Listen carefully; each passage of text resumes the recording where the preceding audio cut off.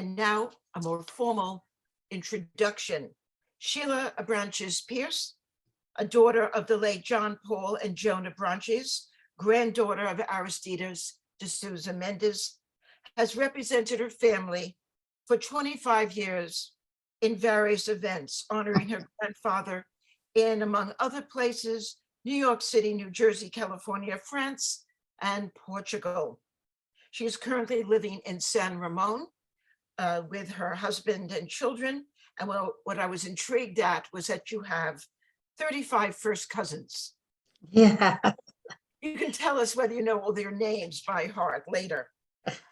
Robin and I know each other for quite a long time, since I worked under him, with the Jewish Community Relations Council of the East Bay when he was executive director there for several years.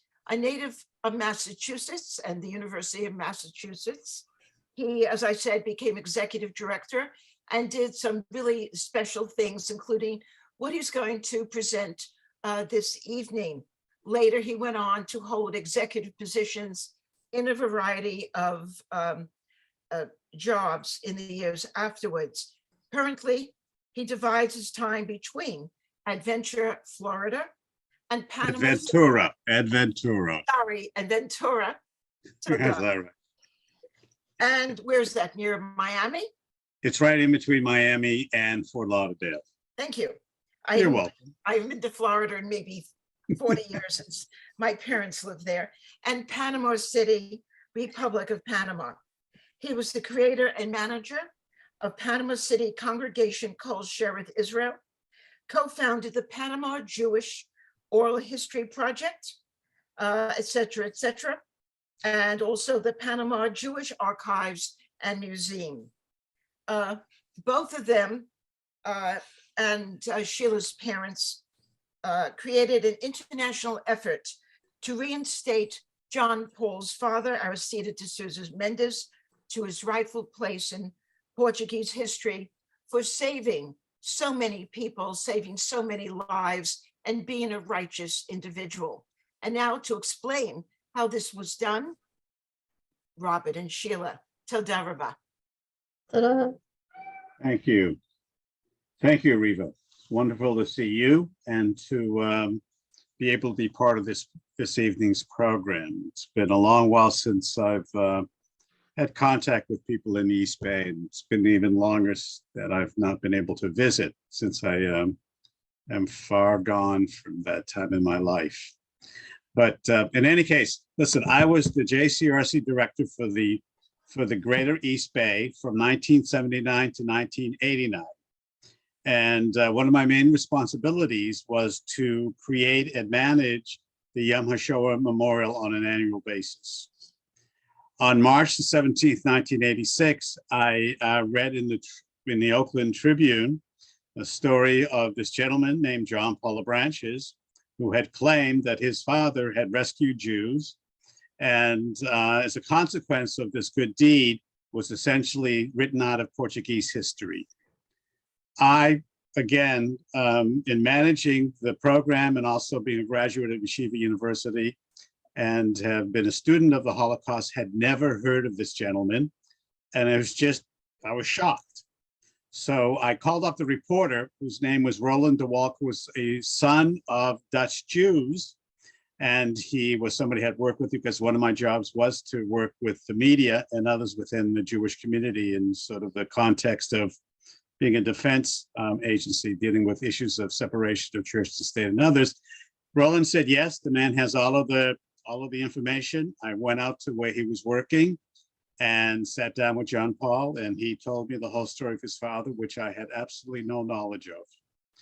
And from that point, I brought this story to the JCRC board, of which Ken Ogren was the president. And it really, I worked for Riva. Riva didn't work for me, so you have to understand that. We had a wonderful collegial relationship, and she did other things while she allowed me to go and work on the Sousa Mendes story. But again, Ken as the president, and had been very supportive of when I brought the information back to the board. But we had to go through a whole process by doing anything, which was we were a subsidiary of the Federation.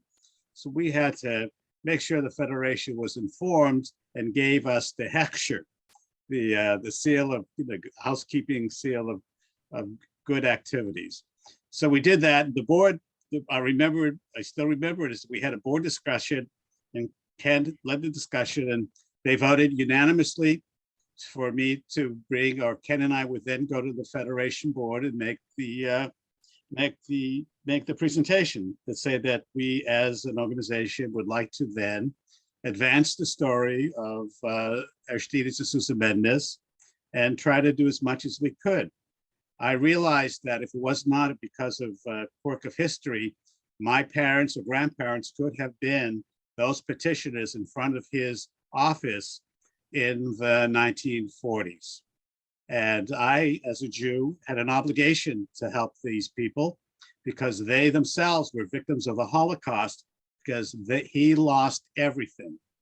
And the Portuguese, he was written out of Portuguese history. I had an obligation to do this. And so with the vote on the board, and I think it was Ken who said it, they thought it was a great thing, but they didn't really think it was going to go very far. I think, Ken, you said, and don't give up your day job.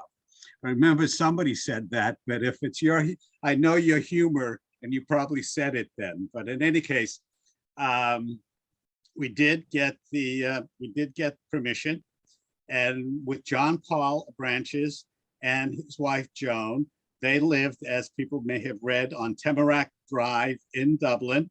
And John Paul, along with Joan, John was working full time, and Joan had made their garage into their office. I don't know where they put their cars, but they certainly didn't fit in with all of the file cabinets and the typewriters that were in there. And Joan was dedicated to John, as they were all both dedicated to his parents, and what terrible consequences John Paul's father and mother, Angelina, had to endure because they chose to disobey the orders of the Portuguese dictator, Antonio Salazar, and save upwards to 30,000 individuals, of whom 10,000, approximately 10,000 were identified as Jews. In working on this, I and my family sort of became an extension of the Abranches family in Dublin.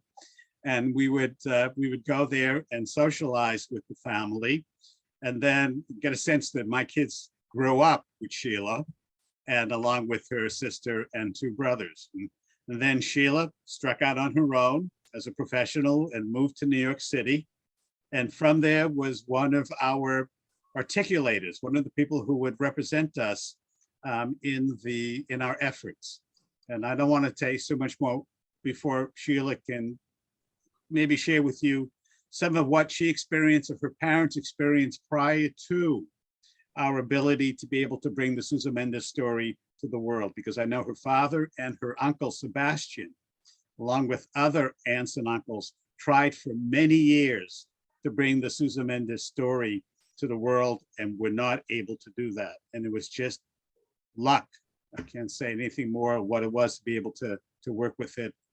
And so Sheila, maybe you can share with us some of what you're an inside person in the family. From the family perspective. Yeah, Yeah, absolutely. so definitely my aunts and uncles were petitioning different people over the years to get their father recognized as somebody who was doing the right thing. Not so much with like Yad Vashem, that wasn't the goal. The goal was more with the Portuguese government to get them to reinstate him, because he was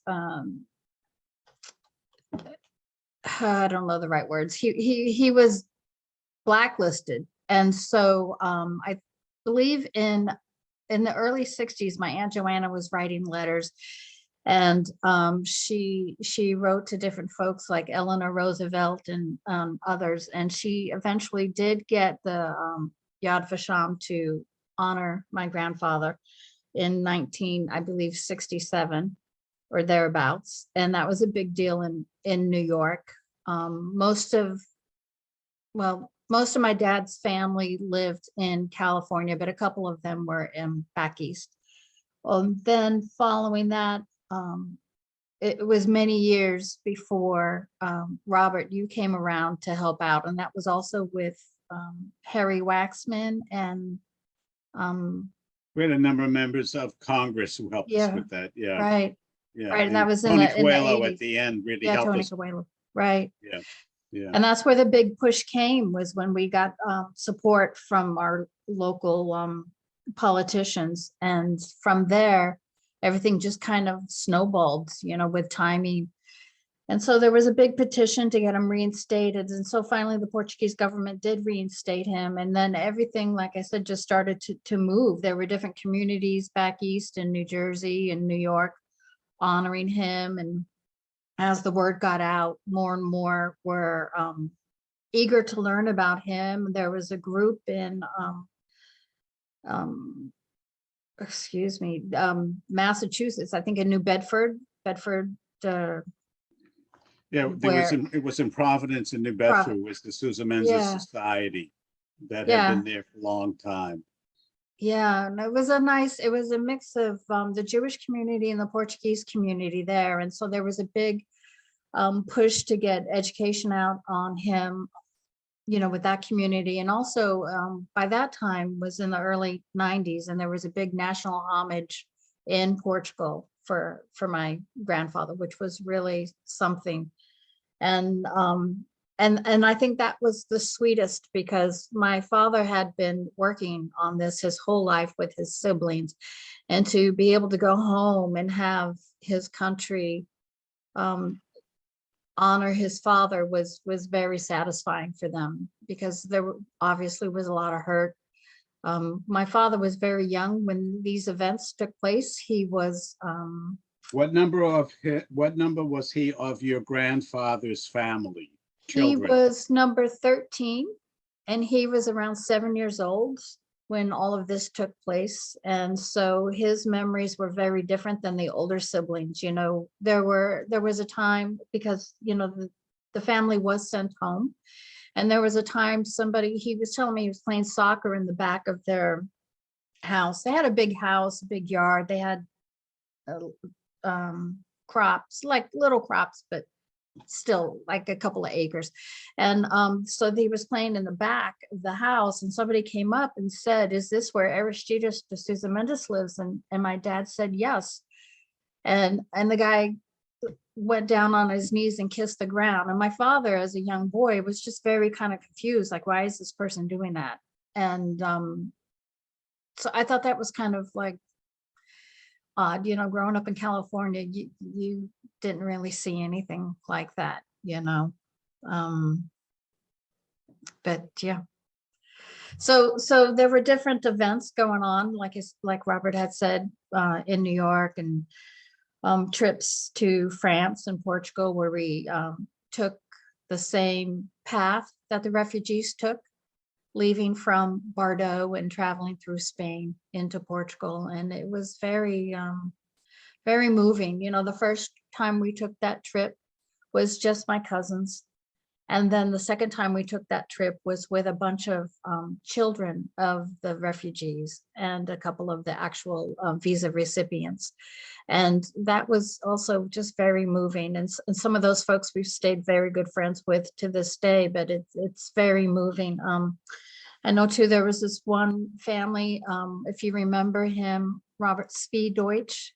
Of course. When we Yes. were in Chicago, the History Channel was premiering a movie, the Diplomats to the Damned. And so Spee was there, and Spee's about the same age as my father was. And he was there with his son, Nathaniel. And I remember, for me, that was a big moment, because this is the first time I met somebody from my generation who was there because of my grandfather. And it became very it was awe-striking, you know, like, oh my gosh. And I went to listen to him speak one day because he's a professor, or was anyway, at Santa Cruz University. And it turns out his family was from the family that crossed Spain with a border crossing, didn't have a telephone, and didn't know about my grandfather yet. And they were escorted from my grandfather. And I remember when he was telling that story, I was moved, because I had heard these stories growing up my whole life, but to hear it from the other side, and not that I doubted the stories, but to hear it from the other side, from a person of my generation, my age, it left me speechless and definitely in tears. So it's just kind of, the world is a strange place. But I think that, you know, it took a long time for my grandfather to get recognized and reinstated. And I understand, you know, everything takes time. And I think it's, you know, it's kind of okay, because once the ball started moving, it hasn't stopped. You know, we have parks named after him, educational programs named after him. There's different monuments named after him. I think the Portuguese airline also has a plane with his picture on it, and Canada has different murals of him. So, you know, it's turned out to be okay. I mean, it was hard for the family, no doubt, because they lost everything. My father couldn't go to school again as a young boy. The teachers would ask him, who's your father, Aristides or Caesar? And he'd say Aristides. And they said, don't take the test. It doesn't matter. You're going to fail. You could get up and leave right now. People should know is that Caesar, if you've not seen the movie, Caesar is a twin brother. The twin. Yeah. Of Aristides. And so Yeah. that was part of the issue. Yeah. Yeah. And Sheila's just want to let people know that just this last 2 weeks, the last weeks of October, a plaza was dedicated in Jerusalem in honor of your grandfather. And so Actually, I think that's happening on Tuesday. it is. All right. Well, it's coming about. Okay. Because I saw a picture of the sign from your uncle. So I thought, so it's coming about. Yeah. Yeah. Pope Paul had declared an International Day of a Conscience, and it was given in memorial to her grandfather. And so and he was installed in the National Pantheon in Lisbon, even though he's still buried in the family cemetery in the village that he lived in with his wife and children. His name and a plaque are now part of the National Memorial in Lisbon. And that was by choice, you know, just to be clear. They wanted us to move him to the Pantheon, but the family, we took a vote and we said no. If my grandmother wasn't going, then he wasn't going. So we decided to keep him where he was. Right. And to give you a little more of a background, that when before all of this happened, when the JCRC board gave the vote and the Federation, along with her parents, put together this paper organization called the International Committee for the Commemoration of Dr. Aristides de Sousa Mendes. And we had beautiful stationery made, because we had one of our friends in Jerusalem who had a friend who worked at a boys' trade school, put together the family crest on the background of the stationery that was titled in Portuguese, Hebrew, and English. And we had the names of family members on the side of the stationery, indicating that they were the people who were responsible for our international offices. And we essentially really did this on our own and on a string with just a very narrow budget. But with the full support of the Federation and the JCRC, what really happened was I was doing two jobs. I was doing the job of the JCRC, and then working with Joan and ensuring that we're able to communicate to the world through my little office in the Jewish Federation, which was still, I think, on Sheffield Avenue, way back when. But in any case, and so we did this, and we were able to just do it as fast as we could with as many people we could find. And it was really and within a couple of years, we were, as Sheila said, that the National Assembly there was in one of the opera houses where there was John Paul was there, and he was presented essentially medals on behalf of his father, commemorative medals of his being elevated to, again, a consular position, full consulship, as well as the special national award that was the highest place, again, given to a civilian in defense of Portugal. So, and so this was, again, somebody who was not known, and that with a change with the most current president, Antonio Suarez, we finally had somebody it was a democratic government that was instituted after many years of dictatorship. And he personally apologized for two things in one of the trips we had. He apologized to the Jews for the consequences of what the Inquisition did to them. And then he personally apologized to the Sousa Mendes family for the inequities and how her grandfather died in anonymity and in poverty and in dishonor. And if you see the movie again, it's a docudrama, but to me it's ageless and tells you the story of, again, what Sousa Mendes went through, the trials, the tribulations, and how Angelina supported him the whole time. And so I always remember behind every famous man is a strong woman, right? Yeah. And so and she maintained the household and supported her husband through this whole process. Yeah. And Sheila's family name is Abranches, but yeah. so do you want to tell them that story, Sure, or should I sure. tell them how you didn't become Sousa Mendes like everybody else in the family? Yeah, so all my cousins go by Mendes or Sousa Mendes, but when my father came to the States, he was only allowed to have 3 names. And this was a challenge because his first name is John Paul. And then the family name in Europe is de Sousa Mendes.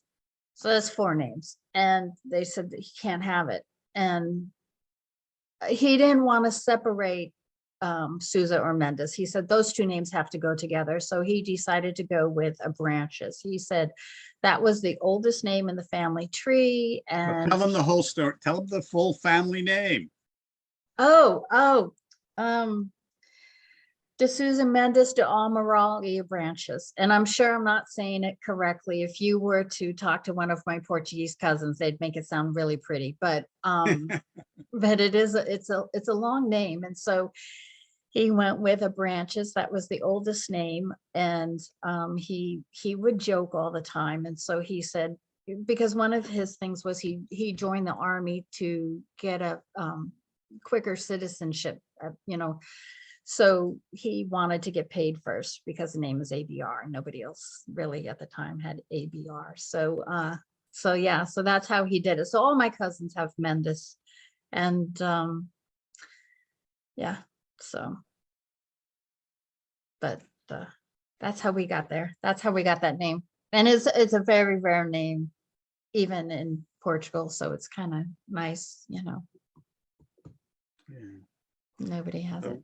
We have been working for 30, I think since I started this, it's been 34 years that I've been involved in the Sousa Mendes story. And I also don't want to let out that there were 4 of us who put it together, and a woman named Ann Tressiter, who was an advocate on behalf of her father way before I even knew about it. And she worked for the state of California. And between the 4 of us, we're able to put together this paper organization and just cranking it out. And I had worked a couple of little anecdotes just to let people know how it was finally successful as an effort. We were in the East Bay, and the JCRC in San Francisco worked very closely with us. And they provided me an office and support. But we also worked through the Israeli Consul General, who was there, Yaakov Sella. And it was through his diplomatic pouches that I was able to create a communication link with the woman ambassador from Israel to Portugal. And her name is Colette Avital. And she went on, she was the first woman ambassador for Israel, and she went on to become a member of Knesset. And now I understand that part of her post-government portfolio is to essentially work on behalf of the Holocaust survivor organizations in Israel. And so it was through that we were able to maintain a communication. This is before there was email. We used telephones and snail mail. It's hard to believe that it was life before email, but we didn't have that.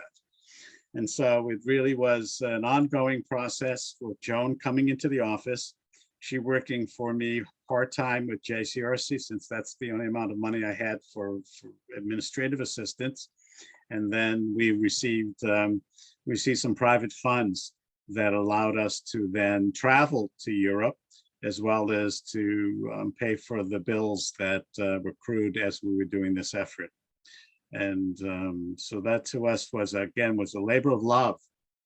But I also wanted to recognize Madeline Weinstein is here, and she was my first president of the JCRC way back when. So Madeline, good to see you. And I hope I know the man who's next to you. I don't know. I can't see what the hat he's wearing. But anyways, I'm pleased that people are here listening to our story. It has really been it was a singular, again, opportunity that for many of us who worked in the Jewish professional field had a lot of work to do, and people never knew what we're doing because many times there were no controversies, and that meant if there was no anti-Semitism, we were out there doing our tasks. And I worked with a number of the religious groups as well as governmental groups, and but it was a wonderful place to work in Oakland, and because of the vitality of the community, and then being able to then advance the story of Dr. Sousa Mendes and everything that we did as a part of that. And again, the effort's still continuing, and we have friends all over the world.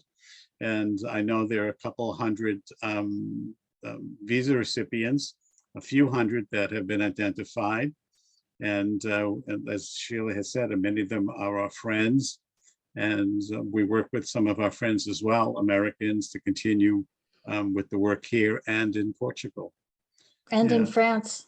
And in France. There's a contingent that's been there for over 30 years with Manuel Diaz.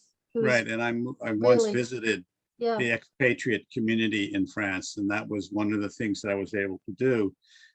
My trips to Portugal and then to France, and being able to then have people know those people who were advocated for your grandfather, then as well. Yes, definitely. It's been a global effort. A lot of folks really helped out. I mean, growing up, my family had a lot of hurt around this, and there was a lot of healing that took place in the 80s and 90s with all of these different movements. One of the other things that was bestowed on my grandfather is now all the diplomats of Portugal, there's an annual award that's issued in his name for the diplomat who acts the most righteous. It's a very prestigious award, and I've met a few of the folks, a few of the diplomats there, and I found that very moving also, that he went from, having his name spit on to having an award named in his honor with his peers. And his peers are very proud to receive that award, and so it's good. It's good, and it's inspiring, and it's needed. We need real heroes to help us sometime. I mean, even as a kid, I used to feel like I always feel like somebody's watching. Like I definitely believe when people pass on, they can see what we're doing and this and that. And that thought, whether it's true or not, definitely kept me out of trouble, because I was thinking, oh, they went through a lot, and if I'm going to go do this and muck it up, so it's good to it's good that his story continues to be shared. So thank you for having us. Yeah, people don't know, but again, just to reiterate, Sheila's family were aristocrats. Mm. Aristides there was no reason for him to help Jews.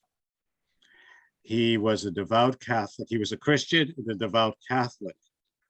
And he was an attorney. And being an attorney, he had to honor the Constitution of Portugal, which had provisions that you did not discriminate against individuals for a matter of their national origin, their religion, their race, their orientation. And he saw that that was his calling to do that. Now, there is some anecdotal story, and I think there's some truth to it, that Sousa and Mendes are old Sephardic Jewish names.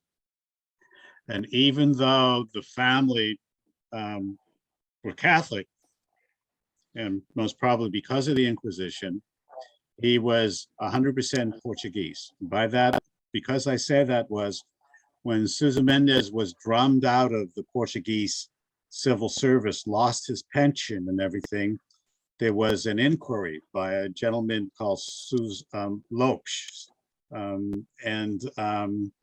He came up to, he tried to understand why Sousa Mendes was severely punished because of what he did. And part of the findings were, well, Sousa Mendes wasn't really Portuguese. He was a Jew. And therefore, he was disobeying, the orders of the president because he wanted to save his co-religionists. But he was totally Catholic and a proud Catholic.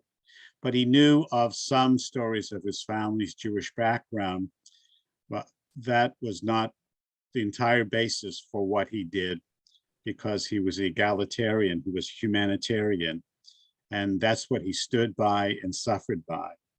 And neither he nor Angelina ever had any regrets. And I don't think any of your uncles that were there with him or your aunt had any question that he had done the right thing. Mm-mm. Right. And so that's when eventually Israel, inducted him in Yad Vashem. And one of the first things I did I had a number of trips to Israel when I worked for the Federation for the JCRC, is that it was my day to plant his tree at the Avenue of the Righteous. So I was able to visit Yad Vashem, and there was a memorial service for him in the hall where you see the flames, if you've been there. And a number of us have been there. I don't know if you have or not, but your mom, if not your mom, your dad did a couple of times as well. Mm-hmm. Mm-hmm. So again, it was a lot of work and a lot of good work. And I think there's Riva, there's some questions that are coming up now. Do you want to handle the questions, or you have some free questions? I think we can start talking about that, and people have any. Yeah. Now, we gave you a short Yeah, understanding. I definitely see one I could elaborate on how he came to do what he did. Just to add to what Robert was saying, my grandfather was a very fun-loving man. All the stories about him spoke about how he was just so jolly, for lack of a better word. And where he would travel with the family, the whole family would travel with him from post to post to post. And when they were in Antwerp, that was where my father was from, they said that they had company over the house all the time. He was constantly socializing, constantly involved with the community. So I think when he ended up being stationed in Bordeaux, that type of behavior continued. And on top of the fact, like, you were saying, Robert, they were very devout. They would pray nightly and, open up their home in the summertime in Cabanage as a soup kitchen. So they were very practice what you preach kind of people. So when this happened, I think it was pretty much, I don't want to say a no-brainer for my grandfather, because he did seclude himself for 3 days with my grandmother in prayer, trying to come to a decision about this. And it is during that time where he told the family he heard a voice, and the voice said, issue visas to everybody and don't worry about it. And I'm paraphrasing. I'm sure it's quoted in the books, but it is, he was reassured that there would be, don't worry about it. Just do it. Just do it. And it's at that time he went completely gray. As I've heard from my family, he went into seclusion with dark hair and came out snow white. So it was stressful. And even though he had faith, he still struggled. But to Robert's point, I never heard of him or anybody involved with the story feeling like they made a mistake. And the testament is his children fought for him their whole lives. And again, my father was 7 during the war, and he fought his whole entire life to get this. Right. Correct. Sousa Mendes was Corrected. quoted as saying is that I'd rather be with God against man than man against God. And that was his motto, And I welcome the opportunity with love. right. So, yeah, so it's been a profound experience for all of us, many ways. Another question, what happened to Cesar? Cesar. So as I know, my grandfather was very optimistic and jolly, and his twin was very, I don't want to say pessimistic, but a little bit more conservative. Reserved. And probably a little more traditional. And all I know about him is that he would help out his brother and would support his brother. I don't know what he did. I think during the war he was in Poland. So I haven't heard from any of my cousins because, again, both their kids were very close. They grew up very close together. And I don't know details like I know about my grandfather, but I know that he was very supportive and helped out where he could. One of the questions, did your grandparents ever visit the United States? They lived here in Berkeley, Shattuck, on Shattuck. Shattuck is a drive or lane or Avenue. So I've been to that house a couple times. The owner is very gracious and has let me and a couple of my cousins in, and a couple of the visa recipients. There's a comic book written, and in this comic book it shows my grandmother by this big beautiful window overlooking the bay. And so to go into that house and see that window and see the bay from Berkeley was very, very exciting because the house is still there, still livable. It's so Right, he would take the trolley down. Take the trolley down into the city, and then take the ferry, because at the time, obviously, there's no train. And we've been to receptions and activities at his consular office In when San he was Francisco. Yes. still there in San Francisco. And that was in the 1920s. And so during that time, 2 of my uncles were born, my uncle Carlos and my uncle Sebastian.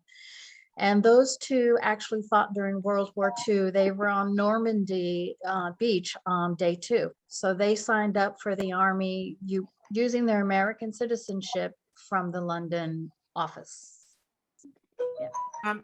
The story is also excellent for teaching children, youth about the Holocaust and about those who made a difference. Are there any books that would be appropriate for people of, let's say, high school, middle school? There's quite a few things out there, and I think I don't have the author's name. Robert, what's the French guy? What was his name? Started with an A. Fellon. Yeah, I think his book would be good for teenagers, but there's definitely a comic book for elementary school students, and that one was recently converted into or translated into English. I think it was originally in Portuguese. Right. But just Google his name, and there again, I know that Amazon carries a number of books that have been written about Elaine Frelon was one, and then That was a there've been a very good couple of one. others that have been translated from Portuguese as well as from French Mhm. into English. And there's a woman named Louise Borden who writes books for children, but she does not identify him as the Consul General. See, the Ray families, the Curious George, Curious were George. saved by him, and she was commissioned by one of the publishing houses to write children's books, and one about the saving of the Rays and the saving of Curious George, and how they got their visa, but for some reason beyond my basic intelligence, that they refused to revise it and to identify the gentleman who issued the visas to the Rays as Sousa Mendes, her grandfather. Yeah. It would make a great curricular guide as well. Right, right. Know Yeah, someone who but can do right that. there. So, Any Oh, before we go, I would like to say Ken Ogren. that Yes, Ken. Robert is being very modest. They, at the Federation, when he was doing all this stuff, and he was spending all this time, and it took a lot of time, they wanted to leave him go, let him go. A polite way of saying they wanted to fire him. They wanted our board to fire him. I went to the board and we talked, and of course it turned out where we said, this was a fat chance where you're saying that the guy is disobedient about making known a guy who was disobedient, who saved Jews, and no, it isn't going to work. And Thank Robert you. stood by this whole thing, no matter what. He wanted to get this done, and he did. Yeah. Thank you, Ken. And then part of it was that Naomi Lauder, who was one of Earl Rabb's associates at the JCRC in San Francisco, became the Bay Area director for APAC. Yeah. And she would do her fundraising and would invite political people there. And she picked up the phone and told me she was having a fundraiser, and that Tony Coelho, who was the whip for the House and from, again, the Central Valley, his chief of staff was going to be there at this fundraiser. And I was able to sit next to him and tell him the story of Sousa Mendes, of whom he never heard of. And Tony Coelho was, and I think it still is, in government, was the highest placed Portuguese American in Congress. Yeah, And it was through my working with him, and then he having in his status as being a part of the administration, through again being the whip, the foreign minister for Portugal would come for its handout on an annual basis because it was the poorest of European countries, and we subsidized them, we helped them. And Coelho told him, as a Portuguese American, I am embarrassed by the way that you dishonor this man and that you have not done anything relative to him. And again, it was through Tony Coelho, and through Mario Soares. And then as more people in the council floor and others understood what the status, what Sousa Mendes had done in history of Portugal. He was once, there was a survey of the 3 most popular people in Portuguese history, and Sousa Mendes what came in is one of those 3 people. Again, Camões, who was the national poet, and I forget whom else it was, but Sousa Mendes was part of that poll to be recognized. I think it was Salazar. Could have been, so I didn't want to say that, but you can say that. Okay. Yeah, I But think in it any was. case, yeah, so that was again part of, and because Mario Soares' wife was a teacher, and she started putting together curricula to teach about the Sousa Mendes story in the Portuguese schools. Okay, thank you, Ken. I appreciate that. You had my back. You had my back. Good. For those who haven't yet seen the film, please do. It is an excellent film.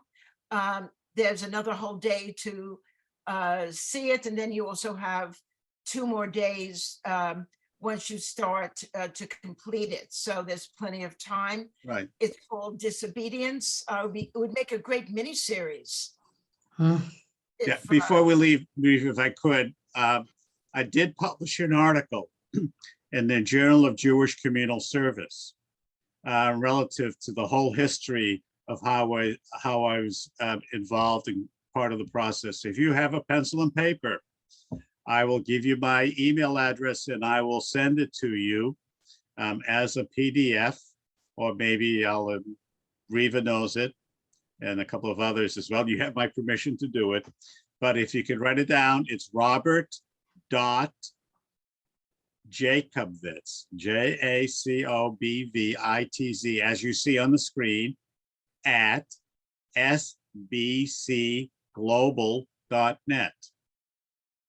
I know it's a long handle, but that's what I got. So anyways, Riva can give it to you, and I'll be more than pleased to send you the PDF. The PDF, again, it's the Journal of Jewish Communal Service, and the title of it is Reinstating the Name and Honor of a Portuguese Diplomat Who Rescued Jews During World War II. It was, again, my specialty was community social work, so I did international social work. Go figure, okay? You have a great legacy. It's really very few people can do what both of you did, and showed, brought a role model to the forefront of people's consciousness. I want to thank you both, and I